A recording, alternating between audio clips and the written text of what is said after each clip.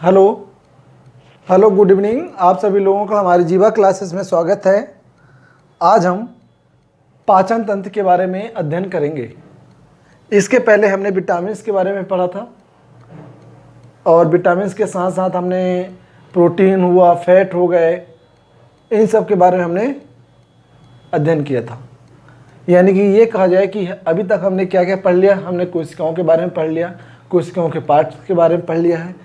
इसके बाद हमने मानव पोषण के बारे में हमने पढ़ लिया कि मानव पोषण कौन कौन से होते हैं, कौन कौन से हम जो पोषक तत्व होते हैं या ह्यूमन न्यूट्रिएंट हम कौन कौन से लेते हैं, उन सब के बारे में हमने अध्ययन किया। अब जो हम मानव पोषण जो है, जो पोषक तत्वों का सेवन करते हैं या जिस फूड को खाते हैं तो उनका पाचन कैसे होता है। और पाचन का मतलब क्या है कि जो हम भोजन लेते हैं उन भोजन का छोटे छोटे पार्ट में ब्रेक करना या तोड़ना ही उन भोजन को छोटे छोटे पार्ट में तोड़ना ही हमारे बॉडी के अंदर, उसी को हम क्या बोलते हैं, पाचन। और इस प्रक्रिया में उस भोजन को तोड़ने के लिए, उस भोजन को छोटे छोटे पार्ट में तोड़ने के लिए जो बॉडी के अंदर जो पार्ट शामिल होते हैं या तोड़ने में सहायक होते हैं, उन्हीं पार्ट को, उन्हीं अंगों को हम क्या नाम देते हैं, पाचन तंत्र या डाइजेस्टिव सिस्टम। अब सबसे बड़ी बात आती है कि सर किसका किसका पाचन होता है। तो हमने पहले बताया था कि हम क्या क्या खाते हैं, कार्बोहाइड्रेट खाते हैं, प्रोटीन खाते हैं, और हमने बताया था लिपिड्स खाते हैं। इन सब के बारे में हमने बताया था कि हम ये खाते हैं, तो इन्हीं का हम पाचन करवाएंगे। अभी हमारे बॉडी में पाचन कैसे होता है, तो सबसे पहले हम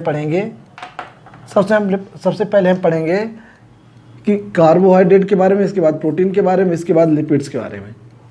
तो इन सब के बारे में पढ़ेंगे कि इनका पाचन हमारे बॉडी में कैसे होता है और कहाँ कहाँ होता है, और फिर पूर्णतः जा कर के ये पूरी तरह से हमारे बॉडी में पाचन कहाँ पर होता है। ठीक है, तो पाचन हमारे बॉडी में दो प्रकार से होते हैं। एक होता है आहार नाल या इसी को इंग्लिश में बोलते हैं एलिमेंट्री कैनल, इसी को क्या बोलते हैं, एलिमेंट्री कैनल। ठीक है, दूसरा होता है डाइजेस्टिव ग्लैंड। एलिमेंट्री जो कैनल है, जिसको हम आहार नाल बोलते हैं, उसके अंतर्गत क्या क्या आते हैं, मुख आता है। जो हम भोजन लेते हैं वो कहाँ से शुरू होता है, मुख से। उसके बाद आता है जो भोजन नलिका होती है, जिसे हम क्या बोलते हैं, ओइसोफेगस या फूड पाइप। भोजन नलिका को हम क्या बोलते हैं, फूड पाइप। मुख को क्या बोलते हैं, माउथ। आमाशय को हम क्या बोलते हैं, स्टमक। पहले हम भोजन लेते हैं, वो भोजन हमारे मुख में जाता है। उसके बाद भोजन मुख से ये जो फूड पाइप होता है, फूड पाइप के द्वारा या पेट में जाता है, और पेट के बाद वो भोजन पेट में जाने के बाद कहाँ जाता है, छोटी आंत में जाता है, और फिर छोटी आंत के बाद वो भोजन कहाँ जाता है, बड़ी आंत में जाता है। इसके बाद भोजन क्या है, बाहर चला जाता है। तो हमने क्या बताया, सबसे पहले हम जो भोजन लेते हैं, जो फूड लेते हैं, चाहे कार्बोहाइड्रेट हो, प्रोटीन हो, लिपिड्स हो, सबसे पहले मुख में जाता है। इसके बाद वो भोजन नलिका के द्वारा यानी फूड पाइप्स के द्वारा वो कहाँ जाता है, हमारे आमाशय में जाता है। ये भोजन नलिका का काम क्या है, केवल जो फूड हम लेते हैं, जो भोजन हम करते हैं, उस भोजन को हमारे पेट तक पहुंचाना। आमाशय का मतलब पेट, ठीक है ना। तो हमारे पेट तक पहुंचाने का कार्य कौन करता है, भोजन नलिका, जिसे हम क्या बोलते हैं, एक नाम देते हैं ओइसोफेगस, ये दूसरा हम इसी को हम क्या बोलते हैं, फूड पाइप।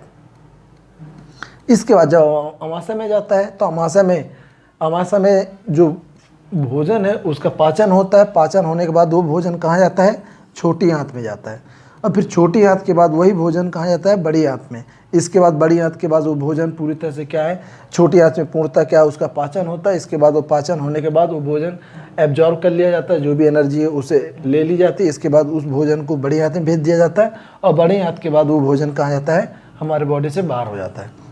ठीक है, इसके बाद ये तो हमारे क्या हमने बताया, आहार नाल के बाद। आहार नाल के अंतर्गत हमारे भोजन का डाइजेशन इस टाइप से होता है। इसके बाद होता है पाचन ग्रंथियाँ यानी डाइजेस्टिव ग्लैंड। अब डाइजेस्टिव ग्लैंड जो होती हैं वो 3 प्रकार की होती हैं। हमारे बॉडी में जो डाइजेस्टिव ग्लैंड होती है वो 3 प्रकार से होती हैं। कौन कौन सी होती हैं हमने बताया। सबसे पहले होती है एक्सोक्राइन, इसको मैं रफ कर रहा हूँ, आप चाहे तो इसका बैक करके इसके स्क्रीनशॉट ले सकते हैं, ठीक है। तो मैं इसको रफ कर रहा हूँ। जो हमने पाचन ग्लैंड के बारे में बताया, पाचन ग्लैंड जो है वो 3 प्रकार की होती हैं। यहाँ लिखेंगे आप लोग, हेडिंग में लिखेंगे पाचन ग्लैंड के बारे में, या डाइजेस्टिव ग्लैंड, डाइजेस्टिव ग्लैंड, इसी को बोलते हैं पाचन ग्रंथि।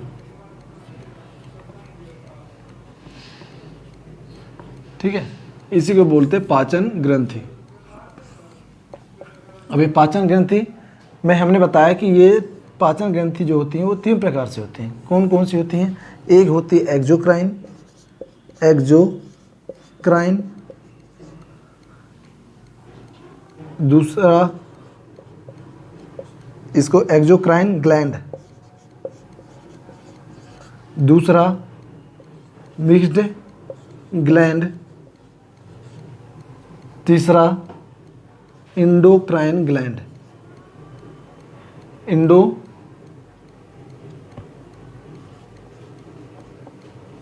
ग्लैंड। अब ये एक्सोक्राइन क्या होती है, एक्सोक्राइन क्या होता है, मिक्स्ड ग्लैंड क्या होता है, और इंडोक्राइन ग्लैंड कौन सी होती हैं? तो मैं बता दूं, जो एक्सोक्राइन होती हैं इसका हिंदी नाम होता है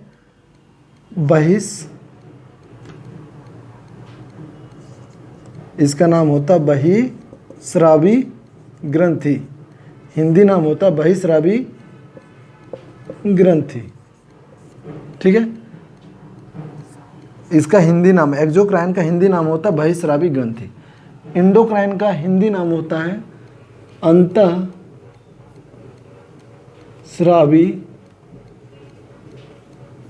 ग्रंथि।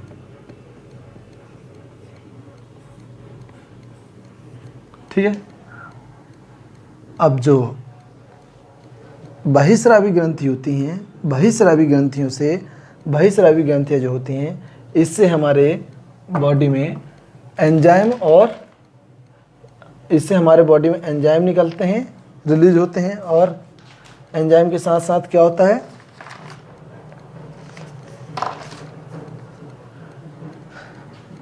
जो बहिस्रावी ग्रंथि होती है इससे हम हमारे बॉडी में क्या रिलीज होता है?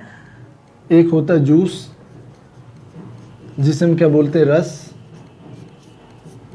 और दूसरा होता है एंजाइम।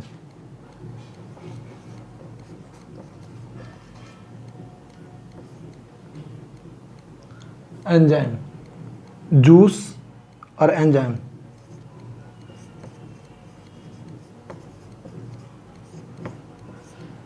ठीक है। और मिक्स ग्लैंड में क्या होता है? मिक्स ग्लैंड जो होता है, या इसी को हिंदी में बोलते हैं मिश्रित ग्रंथि। इसका नाम क्या देते हैं हिंदी में? मिश्रित ग्रंथि। ठीक है। जो इंडोक्राइन होता है इसमें केवल केवल हार्मोन्स बनते हैं।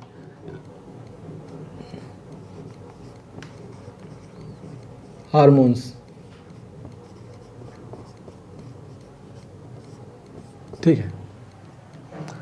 और ये जो मिश्रित ग्लैंड होती है, इससे क्या होता है? मिश्रित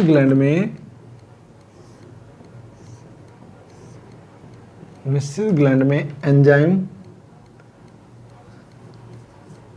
पहले तो जूस लिखो, जूस, एंजाइम और हार्मोन्स। हमने क्या बताया अभी? सबसे पहले हम क्या बता रहे थे? डाइजेस्टिव सिस्टम के बारे में। हमने बताया डाइजेस्टिव सिस्टम जो है, हमारे भोजन का पाचन 2 प्रकार से होते हैं बॉडी में, एक एलिमेंट्री कैनल, दूसरा डाइजेस्टिव ग्लैंड। एलिमेंट्री कैनल के अंदर हमने बताया जो हम भोजन लेते हैं उसका मुख से पाचन होता है, मुख से स्टार्ट करते हैं। जो हम भोजन लेते हैं वो मुख से स्टार्ट होता है, तो वहीं से उस भोजन का पाचन शुरू हो जाता है। फिर भोजन कहाँ जाता है? आहार नली में। आहार नली के बाद भोजन कहाँ जाता है? पेट में जाता है। पेट के बाद भोजन कहाँ जाता है? छोटी आंत में जाता है। छोटी आंत के बाद भोजन कहाँ जाता है? बड़ी आंत में जाता है। इसके बाद भोजन बाहर चला जाता है। वैसे ही हमने डाइजेस्टिव सिस्टम के बारे में बताया कि डाइजेस्टिव ग्लैंड उसका दूसरा पार्ट था। डाइजेस्टिव ग्लैंड के बारे में बताया कि जो ग्लैंड होती हैं वो 3 प्रकार से होती हैं। एक होती है बहिस्रावी, दूसरा होता है मिश्रित, तीसरी होती है अंतःस्रावी।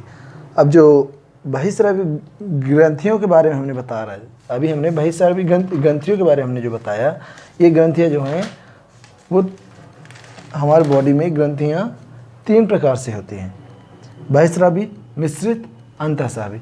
जो मिश्रित ग्लैंड होती है वो एक पाई जाती है, हमारे बॉडी के अंदर मिश्रित ग्लैंड एक पाई जाती है, जबकि ये जो बहिस्रावी ग्रंथि होती हैं या एक्सोक्राइन जो होती है हमारे बॉडी में 9 होती हैं, और एंडोक्राइन जो होती है हमारे बॉडी में ये 7 ग्लैंड होती हैं। क्लियर? हमने क्या बताया?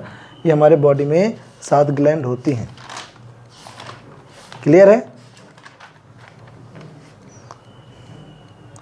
सॉरी, शायद हमने गलत लिख दिया है। ये है 7, ये है यानी बहिस्रावी, और जो एंडोक्राइन या अंतःस्रावी होती है ये होती है हमारी बॉडी में 9। ठीक है, तो ये 9 होती है और ये 7 होती है और एक होती मिश्रित। अब ये अंतःस्रावी ग्रंथि क्या होती है, बहिस्रावी ग्रंथि क्या होती है और मिश्रित ग्रंथि क्या होती है? बहिस्रावी ग्रंथि मतलब ग्रंथियाँ तो हैं ऐसी ग्लैंड जो रस यानी जूस और एंजाइम का निर्माण करती हैं। हमारे शरीर के अंदर ऐसी ग्रंथियां जो रस और एंजाइम का यानी कि जूस और एंजाइम का, ऐसी ग्रंथियां जो हमारे शरीर के अंदर या हमारे बॉडी के अंदर जूस और एंजाइम का निर्माण करती हैं, परंतु वह हमारे बॉडी से बाहर रिलीज हो जाते हैं जैसे पसीना हो गए, तो वो किस में आते हैं? हमारे बहिस्रावी ग्रंथियों में। क्लियर है? अंतःस्रावी ग्रंथियाँ ऐसी ग्रंथियाँ जो हमारे बॉडी के अंदर ही रिलीज होते हैं और हमारे बॉडी के अंदर ही किसी में जाकर के ब्लड के साथ जाकर के मिक्स हो जाते हैं, उन्हें हम क्या बोलते हैं? अंतःस्रावी ग्रंथियाँ। मिश्रित ग्रंथियाँ किसे कहते हैं? ऐसी ग्रंथियाँ जो जूस, एंजाइम और हार्मोन्स बनाएं। ऐसी ग्रंथियाँ जो जूस, एंजाइम और हार्मोन्स तीनों बनाएं, उन्हें हम क्या बोलते हैं? मिश्रित ग्लैंड। मिश्रित ग्लैंड एक है जिसे हम पैंक्रियाज के नाम से जानते हैं। मिश्रित ग्लैंड एक है जिसे हम पैंक्रियाज के नाम से जानते हैं। क्लियर है? इसलिए यहाँ पर तो हम सभी का नाम नहीं लिख सकते, इसलिए हम यहाँ पर एक है इसलिए उनका नाम बता दिए, इसे हम बोलते हैं पैंक्रियाज। क्या नाम देते हैं मिश्रित ग्लैंड को? पैंक्रियाज, या इसी को बोलते हैं अग्नाशय।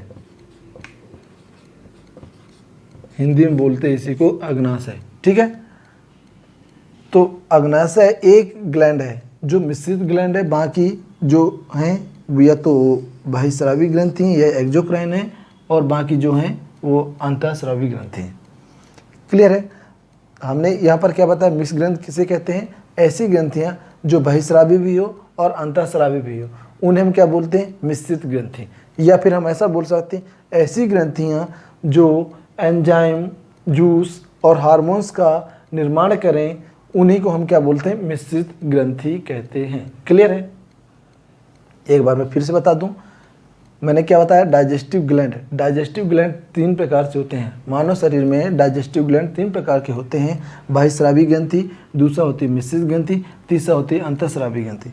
बहिस्रावी ग्रंथि को इंग्लिश में बोलते हैं एक्सोक्राइन, और मिश्रित ग्रंथि को मिक्स्ड ग्लैंड। अंतःस्रावी ग्रंथि को हम क्या बोलते हैं? Endocrine gland. क्लियर है? अंतःस्रावी जो ग्रंथि होती हैं, एंडोक्राइन ग्लैंड जो होते हैं, वो क्या बनाते हैं? हार्मोन्स बनाते हैं, हार्मोन्स का निर्माण करती हैं। ये ग्रंथियाँ हार्मोन्स का निर्माण करती हैं। जबकि जो बहिस्रावी ग्रंथि होती हैं, वो जूस का निर्माण करती हैं और एंजाइम का निर्माण करती हैं। क्लियर है? तो ये रहा हमारा डाइजेस्टिव सिस्टम के बारे में एक साधारण सा परिचय। इसके बाद हम रब कर रहे हैं। इसके बाद हम पढ़ेंगे कार्बोहाइड्रेट लेते हैं, उसका पाचन कहाँ से होता है। इसके बाद हम पढ़ेंगे प्रोटीन का पाचन कहाँ से होता है। ठीक है, और लिपिड्स का पाचन कैसे है और कहाँ से होता है। तो मैं इसको रब कर रहा हूँ। सबसे पहले हम क्या लेते हैं, जैसे हम कोई फूड लिए, जैसे हमने रोटी खाया, चावल खाया, ये सब हमारे फूड हो गए, ठीक है। इनमें क्या पाया जाता है, कार्बोहाइड्रेट पाया जाता है। तो जब हम कार्बोहाइड्रेट लेते हैं या भोजन करते हैं तो उसका पाचन, एग्जाम पे आता है कि कार्बोहाइड्रेट का पाचन कहाँ से प्रारंभ होता है। कार्बोहाइड्रेट का पाचन कहाँ से प्रारंभ होता है, तो हम क्या नाम बताते हैं कि जो कार्बोहाइड्रेट लेते हैं उसका पाचन मुख से होता है। कार्बोहाइड्रेट जब हम लेते हैं तो वो, जब हम कार्बोहाइड्रेट लेते हैं, यानी कि ये लिख दिया कार्बोहाइड्रेट, कार्बोहाइड्रेट जब हम लेते हैं तो उसका हम कहाँ से, मुंह से शुरू करते हैं, खाना स्टार्ट करते हैं तो मुख में सबसे पहले जाता है। जब मुख में जाता है कार्बोहाइड्रेट तो उसका कार्बोहाइड्रेट का 70%, लगभग 70% जो होता है वो कार्बोहाइड्रेट किस में टूटता है, वो ग्लूकोज में,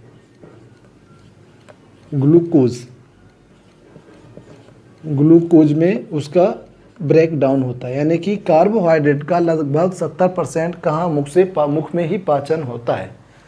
अब इसका 30% आगे कहाँ होता है, जब ये 30% जो इसका जो शेष कार्बोहाइड्रेट होता है, जो हम भोजन करते हैं उसका शेष, यानी 30% वो कहाँ जाता है, ये भोजन कहाँ पर पूरी तरह से पाचन होता है, ये जाता है स्मॉल इंटेस्टाइन, यानी कि छोटी आंत में जब जाता है, जब ये छोटी आंत में जाता है तो इसका 30%, जब ये जो कार्बोहाइड्रेट बचा हुआ था डाइजेशन होने के लिए, उसका 100% कंप्लीट हो जाएगा।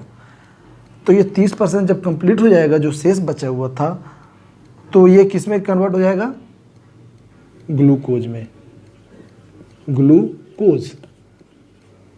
इसका 30% जो था वो अब ग्लूकोज कन्वर्ट हो गया। अब ये किस में हो गया, 100% में होगा।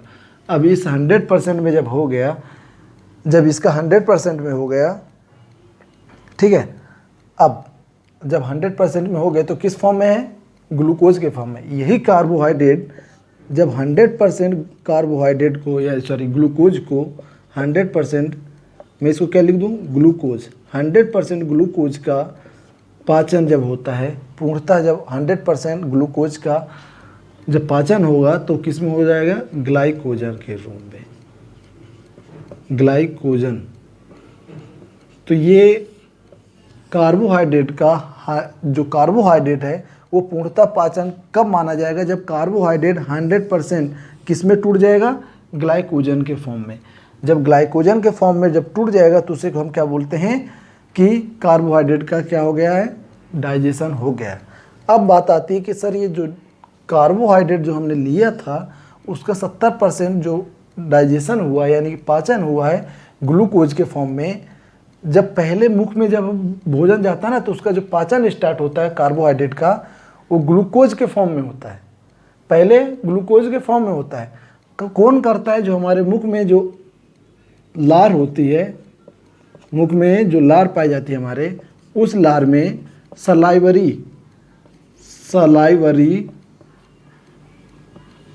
अमाइलेज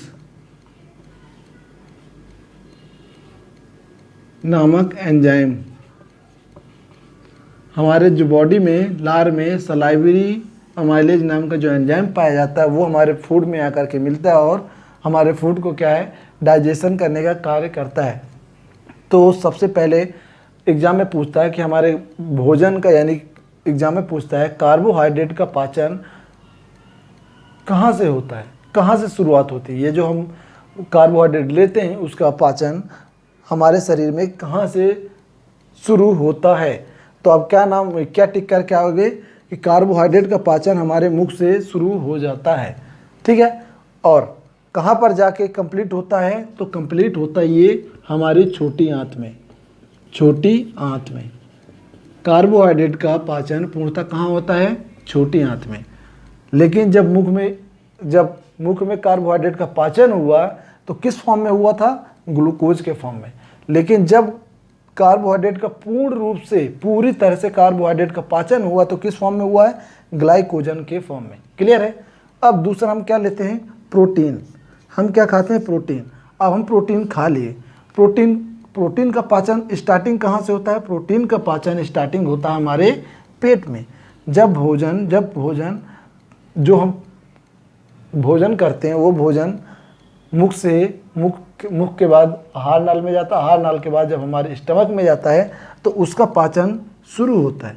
तो वहाँ जब पेट में यानी स्टमक में जब प्रोटीन का पाचन होता है तो लगभग 90%, लगभग 85 या 80 से 90% के बीच में उस फूड का क्या होता है? डाइजेशन होता है। कहाँ पर होता है ये? हमारे पेट में, या इसको लिख दूँ स्टमक में, ठीक है। इसका पाचन कहाँ होता है? ये मुख में, मुख में शुरुआत होता है, जाकर कंप्लीट कहाँ होता है? छोटे हाथ में।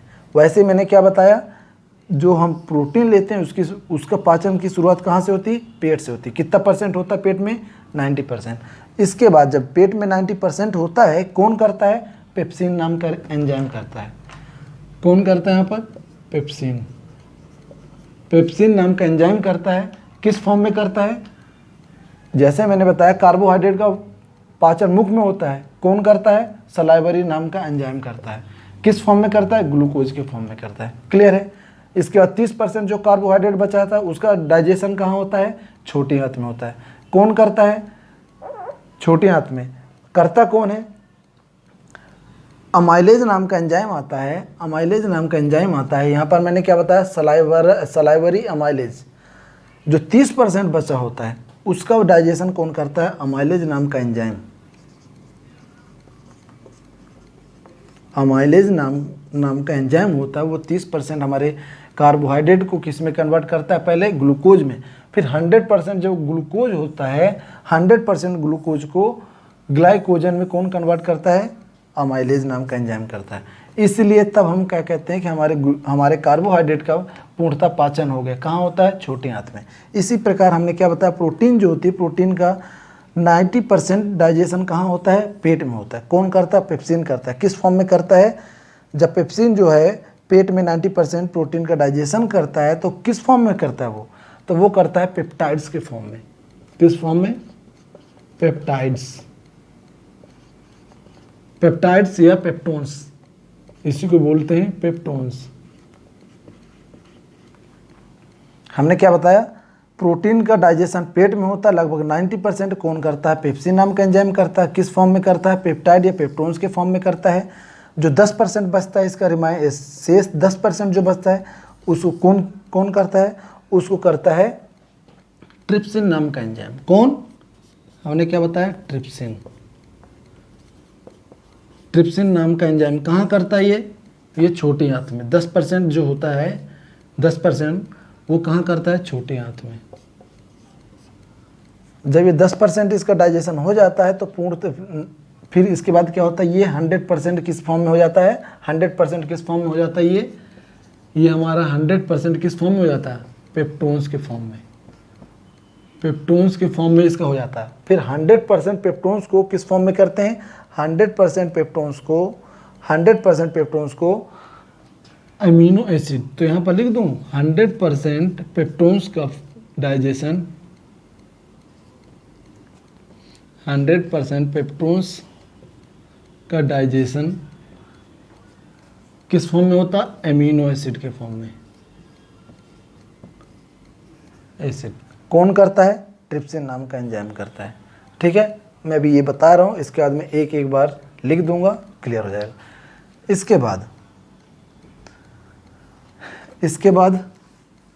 बाद आता है हमारा लिपिड्स, जिसको हम क्या बोलते हैं? वसा। हमने अभी क्या क्या बताया? कार्बोहाइड्रेट खाया, कार्बोहाइड्रेट ले लिया, उसका डाइजेशन हो गया। इसके बाद हमने बताया प्रोटीन लिया, प्रोटीन का डाइजेशन हुआ। कहाँ हुआ? ये हमने बताया ना 100% पेप्टोन्स का अमीनो एसिड में कन्वर्ट करता है। कौन करता है? ट्रिप्सिन करता है। कहाँ करता है? ये भी लिख लो, ये भी छोटी आंत में होता है, छोटी आंत। ठीक है। इसके बाद लिपिड्स यानी किसी को बोलते हैं हम फैट, इसी को बोलते फैट। फैट का लगभग, फैट जो होता है इसका 95%, फैट का लगभग 95% जो डाइजेशन है कौन करता है? बाइल जूस करता है। बाइल जूस अभी बाइल जूस क्या होता है, ये बाइल जूस जो है लीवर में बनता है। बाइल जूस के द्वारा 95% डाइजेशन किया जाता है, किसका, लिपिड्स का। किस फॉर्म में किया जाता है, फैटी एसिड के फॉर्म में। किस फॉर्म में, फैटी एसिड। इसके बाद जो रिमाइंडर जो शेष बचा हुआ 5% फैट, फिर 5% कौन क्या बचता है, लिपिड्स फिर बचता है। तो 5% लिपिड्स का, यानी 5% लिपिड्स का, 5% लिपिड्स का फैटी एसिड में कौन कन्वर्ट करेगा, फैटी एसिड। मैंने क्या बताया, लिपिड्स का 95% बाइल जूस क्या है, डाइजेशन करता है। किस फॉर्म में करता है, फैटी एसिड के फॉर्म में। और ये कहाँ करता है, ये करता है स्मॉल इंटेस्टाइन में। कहाँ करता है, स्मॉल इंटेस्टाइन, इसी को बोलते हैं छोटी आंत। ठीक है। अब जो रिमाइंडर 5% बचता है, वो कौन करता है, वो करता है पैंक्रिएटिक जूस। जो 5% बचता है उसको कौन करता है, उसको करता है पैंक्रिएटिक जूस में जो एंजाइम पाया जाता है, लाइपेज नाम का एंजाइम, लाइपेज नाम का एंजाइम जो पाया जाता है पैंक्रिएटिक जूस में, उसके द्वारा 5% जो लिपिड्स था उसको फैटी एसिड में कन्वर्ट किया। कहाँ किया, ये भी कहाँ किया है, छोटी आंत में किया है। ठीक है। अब ये क्या हुआ, 100% किस में कन्वर्ट हो गया, ये जो लिपिड्स है 100% किस में कन्वर्ट हो गया, ये हमारा हो गया फैटी एसिड में। अब 100% जो फैटी एसिड होता है, उसका डाइजेशन कौन करेगा, 100% जो फैटी एसिड होता है उसका डाइजेशन लाइपेज नाम का एंजाइम ही करता है। लाइपेज नाम का एंजाइम किस में करता है, तो सबसे इंपॉर्टेंट बात ये होती है किस में करता है, तो ये करता है ग्लिसरॉल में, ग्लिसरॉल के फॉर्म में। जब ग्लिसरॉल के फॉर्म में हो जाता है, ये कहाँ करता है, ये कहाँ करता है, ये भी छोटी आंत में, ठीक है। जब छोटी आंत में कार्बोहाइड्रेट, प्रोटीन और फैटी एसिड, इनका 100% डाइजेशन हो जाता है, यानी कि किस फॉर्म में हो जाता है, 100% होने का मतलब जो हम कार्बोहाइड्रेट लेते हैं उसका किस फॉर्म में कन्वर्ट हो जाना, कार्बोहाइड्रेट हमारा हो जाएगा ग्लाइकोजन के फॉर्म में,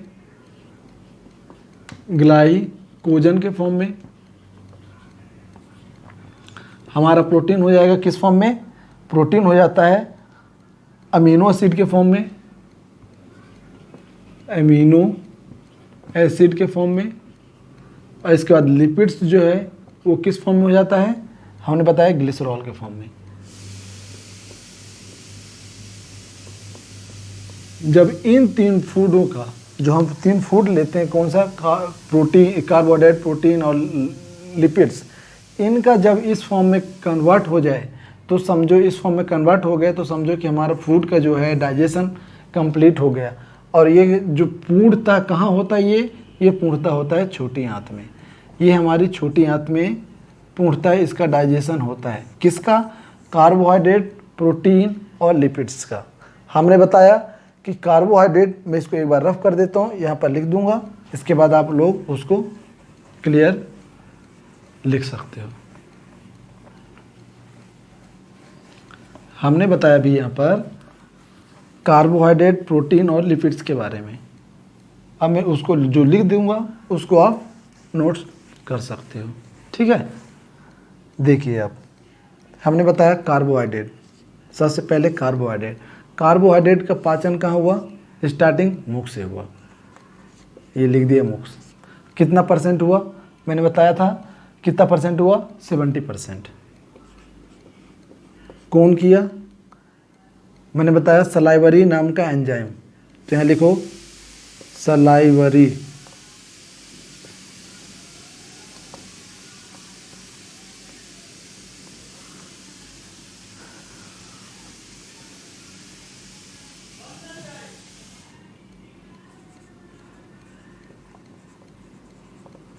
सलाइवरी नाम का एंजाइम।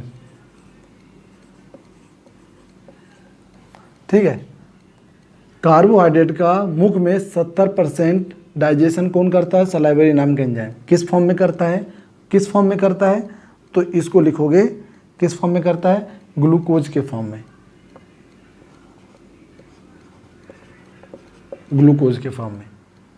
ठीक है, इसके बाद जो 10% जो बचता है, जो 10% इसका कार्बोहाइड्रेट बचता है, कार्बोहाइड्रेट का जो 10% बचता है शेष, सॉरी 30% डाइजेशन कौन करेगा? 30% डाइजेशन कौन करता है? मैंने क्या बताया था? अमाइलेज नाम का एंजाइम करता है। कौन सा? ये कहाँ पर करेगा? ये तो मुख में किया, और ये कहाँ करेगा? छोटी आंत में। कौन करेगा?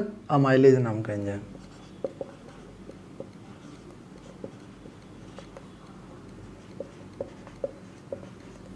अब जब ये 100% हो जाता है, जब ये 100% कंप्लीट हो जाता है, किस फॉर्म में हुआ था? ये मैंने गलत लिख दिया, गलत जगह लिख दिया। किस फॉर्म में ये कन्वर्ट करता है? जो 10%, जो 30% बचा हुआ, तो इसको किस फॉर्म में करेगा? ग्लूकोज के फॉर्म में। ग्लूकोज के फॉर्म में कौन करता है?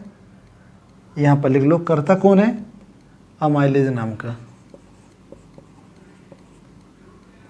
अमाइलेज नाम का एंजाइम करता है। ठीक है, अब ये 100% किस फॉर्म में हो गया? 100% किस फॉर्म में होगा? ग्लूकोज के फॉर्म में। अब इस 100% ग्लूकोज को, इस 100% ग्लूकोज को कौन कन्वर्ट करता है? अमाइलेज नाम का एंजाइम करता है। कौन करता है? यहाँ लिख लो, अमाइलेज।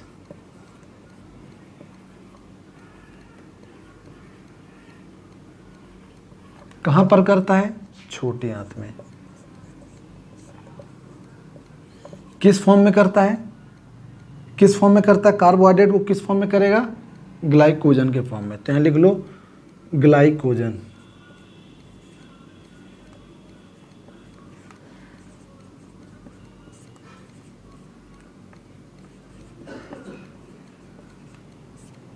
ठीक है, कहाँ से स्टार्ट हुआ?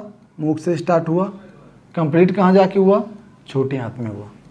अभी हमने क्या बताया? कार्बोहाइड्रेट के बारे में। इसके बाद देखो प्रोटीन्स के बारे में। हम प्रोटीन्स लेते हैं ना, तो उसका डाइजेशन कहाँ होता है? पेट में होता है। कितना होता है? लगभग 80 से 90%। तो यहाँ लिख लो 90% लगभग। ठीक है, ये सब लगभग में है। कहाँ होता है? पेट में होता है। कितना होता है? 90%। कौन करता है? पेप्सिन नाम का एंजाइम करता है।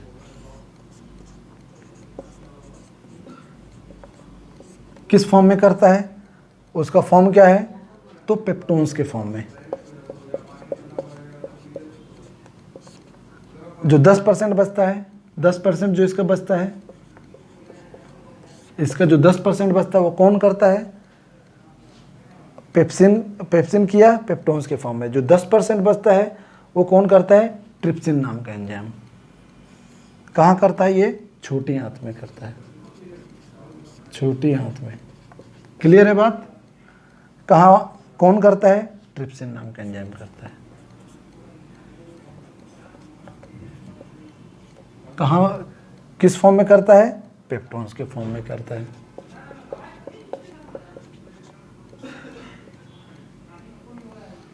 ठीक है, अब जब ये 100% होगा, तो इस 100% को, इस 100% पेप्टोन्स को, 100% पेप्टोन्स, यहाँ क्या लिखा? 100% ग्लूकोज।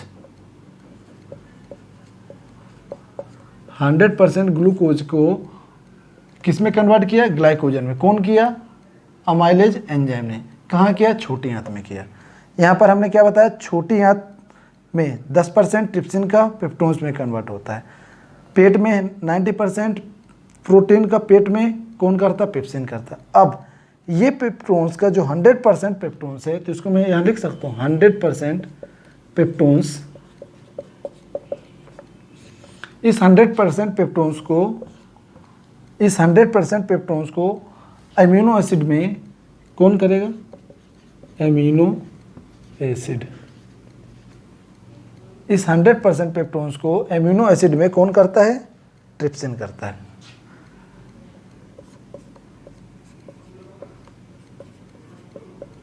कहाँ पर करता है ये? छोटी आंत में। ठीक है, हमने क्या बता दिया? ग्लूकोज बता दिया, प्रोटीन बता दिया जिसका डाइजेशन होता है। ठीक है, इसके बाद हमने क्या बताया था? इसके बाद हमने लिपिड्स बताया था। लिपिड्स का लगभग 95%, लिपिड्स का लगभग 95% छोटी आंत में।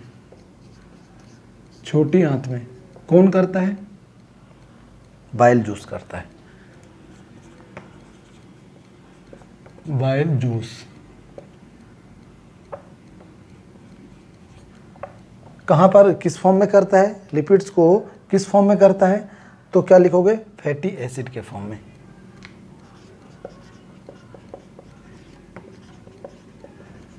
जो 5% बचता है प्रोटीन लिपिड्स, जो 5% बचता है लिपिड्स, उसको कौन करता है? कहाँ करता है? छोटी आंत में करता है। कौन करता है? इसका नाम है लाइपेज। लाइपेज नाम का एंजाइम करता है। किस फॉर्म में करता है ये? फैटी एसिड के फॉर्म में।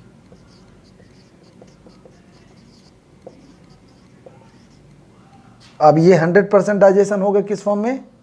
फैटी एसिड के फॉर्म में। तो मैं इधर लिख सकता हूँ 100% फैटी एसिड। Fatty acid. अब 100% फैटी एसिड किस फॉर्म में कन्वर्ट होता है? तो ये होता है ग्लिसरॉल के फॉर्म में। करता कौन है? यही लाइपेज नाम का एंजाइम करता है। लाइपेज नाम का एंजाइम करता है। कहां पर करता है ये? छोटी आंत में। अब देखो यहां पर जो ग्लिसरॉल हमने बताया, ये ग्लाइकोजन बताया, ये किसका फॉर्म है? ये ग्लाइकोजन जो है ये कार्बोहाइड्रेट जब 100% क्या होता है? डाइजेशन हो जाता है तो किस फॉर्म में होता है? ग्लाइकोजन के फॉर्म में। जब प्रोटीन का 100% डाइजेशन हो जाता है तो किस फॉर्म में आ जाता है? एमिनो एसिड के फॉर्म में।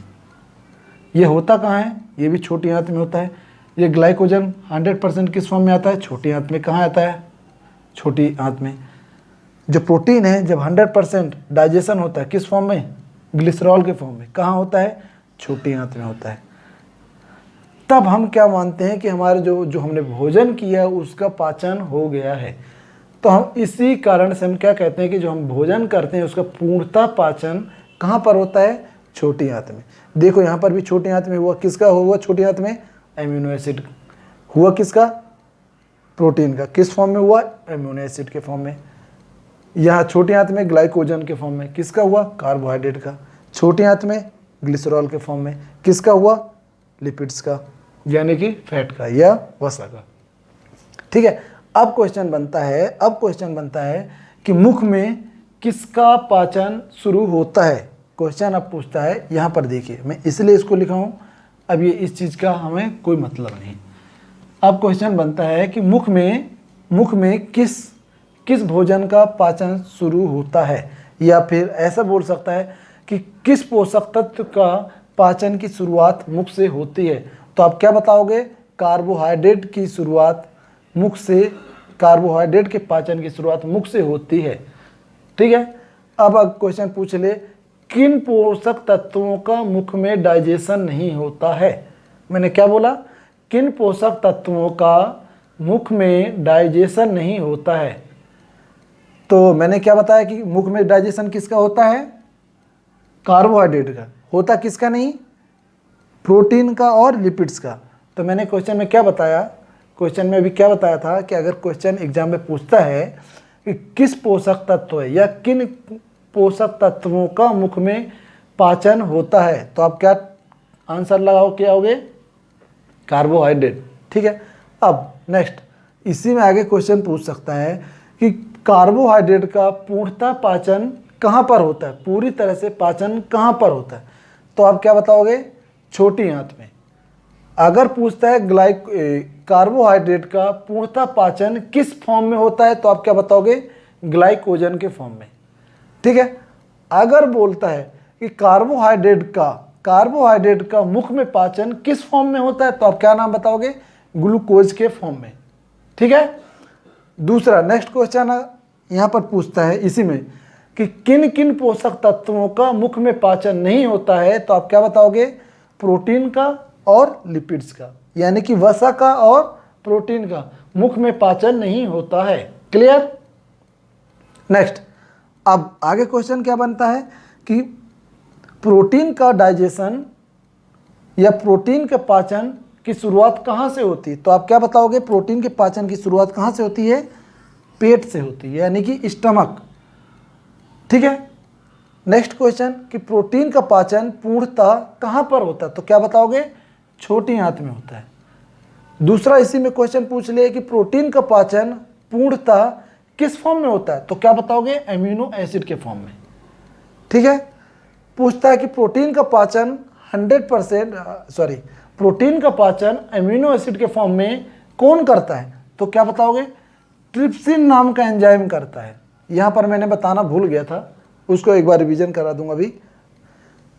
ठीक है। इसके आगे क्वेश्चन क्या बनता है कि प्रोटीन का जो पाचन की शुरुआत होती पेट से होती है तो जब प्रोटीन के पाचन की शुरुआत पेट से होती है तो प्रोटीन का पाचन किस फॉर्म में होता है? पेट में किस फॉर्म में पाचन होता है? तो क्या बताओगे? पेप्टोन्स के फॉर्म में होता है। कौन करता है? पेप्सिन नाम का एंजाइम करता है। ठीक है। अब बात आती है कि प्रोटीन का जो पाचन है 100%, यानी कि प्रोटीन का पूरी तरह से पाचन कहाँ होता है? तो आप क्या बताओगे? छोटी आंत में होता है। कौन करता है? ट्रिप्सिन नाम का एंजाइम करता है। इसके बाद अब क्वेश्चन यहाँ पर एक और क्वेश्चन बनता है कि पेट में या स्टमक में किन किन पोषक तत्वों का पाचन नहीं होता है? पेट में किन किन पोषक तत्वों का पाचन नहीं होता है? तो आप क्या बताओगे? पेट में किन किन पोषक तत्वों का पाचन नहीं होता? तो किसका नहीं होता है? कार्बोहाइड्रेट का नहीं होता है।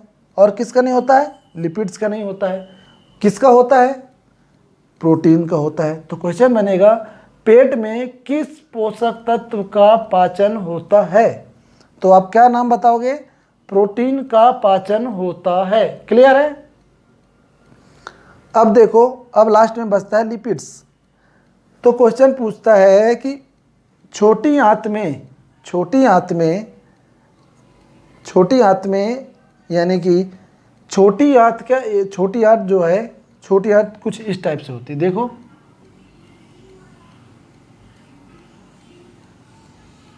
इस टाइप से होती है छोटी आंत। तो यहां से लेकर के यहां तक के भाग को क्या बोलते हैं? ड्यूडेनम। ठीक है। और यहां से लेकर के यहां तक के भाग को हम क्या नाम देते हैं? जेजुनम।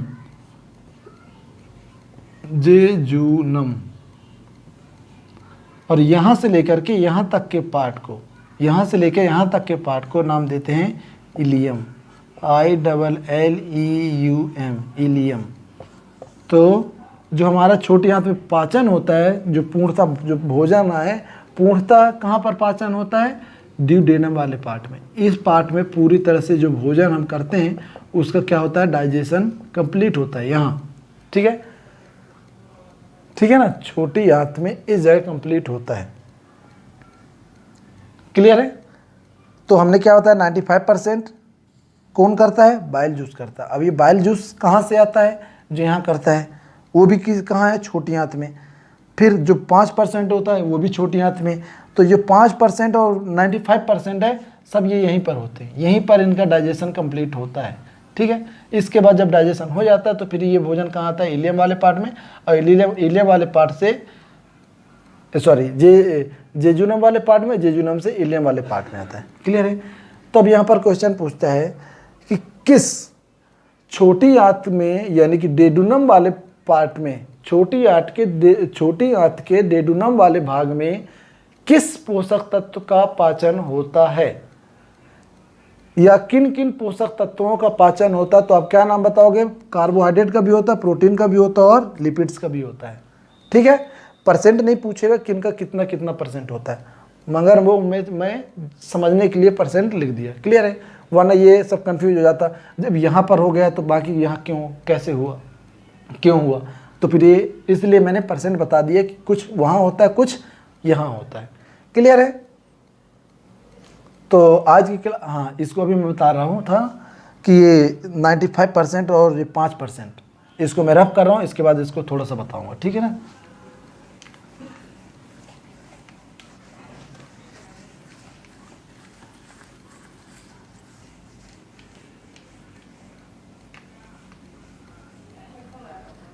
यहाँ पर होता है, यहाँ पर हमारा होता है लीवर, ठीक है।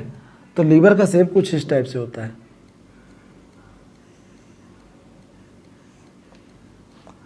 लीवर का शेप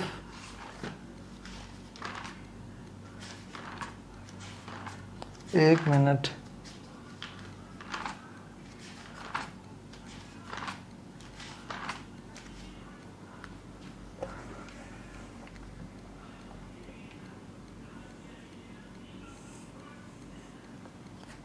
कुछ ज़्यादा ही बना।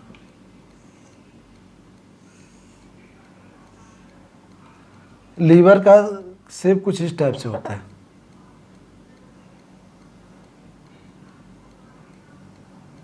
ठीक है।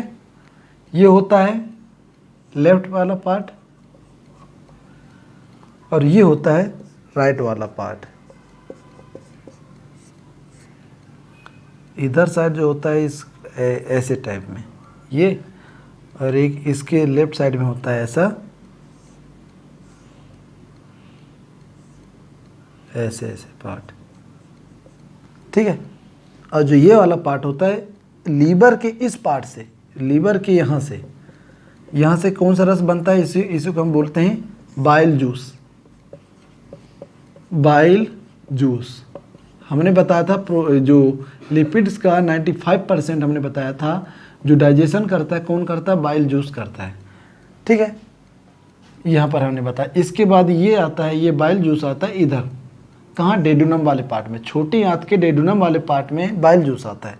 यानी कि ये बाइल जूस ऐसे ऐसे करके यहाँ से हमारा क्या जुड़ा होता है, यहीं से जुड़ा होता है हमारा क्या, ये डेडुनम वाला पार्ट है ऐसा, ठीक है। तो जब ये डेडुनम वाले पार्ट में आता है तो यहाँ पर जो भोजन होता है उसका क्या है, डाइजेशन करता है। कौन करता है, बाइल जूस करता है। कितना करता है, 95% करता है बाइल जूस। अब ये जो ये है, जब बाइल जूस ज़्यादा बनने लगता तो ये यहाँ पर आकर के ये स्टोर होता है। ये इसका नाम होता है, इसका नाम क्या है, इसका नाम होता है, देते हम gall bladder. Gall bladder Hindi में नाम इसको बोलते हैं पित्ताशय। पित्ताशय हिंदी में बोलते हैं पित्ताशय, और इसको हिंदी में बाइल जूस को क्या बोलते हैं, पित्त रस। तो एग्जाम में क्वेश्चन तो यही बनता है कि पित्त रस कहाँ बनता है, तो आप क्या नाम बताओगे, पित्त रस कहाँ बनता है, हमारे लीवर में। ये हमने क्या बनाया है, लीवर। तो एग्जाम में क्वेश्चन बनता है कि पित्त रस कहाँ पर बनता है, तो क्या बताओगे, पित्त रस बनता है हमारे लीवर के अंदर, ठीक है। स्टोर कहाँ होता है, तो पित्त रस जब ज़्यादा होता है तो स्टोर कहाँ हो जाता है, पित्ताशय में जाके स्टोर होता है। जो इधर साइड है, जो राइट साइड है, ये बना है हमारा पैंक्रियाज। इसी को बोलते हैं पैंक्रियाज को क्या नाम देते हैं हिंदी में, अग्नाशय। इंग्लिश में इसको बोलते हैं पैंक्रियाज। तो जो पैंक्रियाज है, पैंक्रियाज से जो जूस निकलता है, जो एंजाइम निकलते हैं, वो जाकर के यहाँ पर मिलते हैं। और वो कितना परसेंट है, मैंने बताया था 5%। वो 5% क्या करते हैं, हमारे जो फूड होते हैं उसको क्या है, डाइजेशन करते हैं। इसके बाद पूर्णतः जाकर के जो लिपिड्स होता है, 100% लिपिड्स का क्या होता है, डाइजेशन हो पाता है, ठीक है। तो ये तो था हमारा लिपिड्स के बारे में। ये हमने डाइजेस्टिव सिस्टम के बारे में कंप्लीट कर लिया। अगली क्लास में मिलेंगे।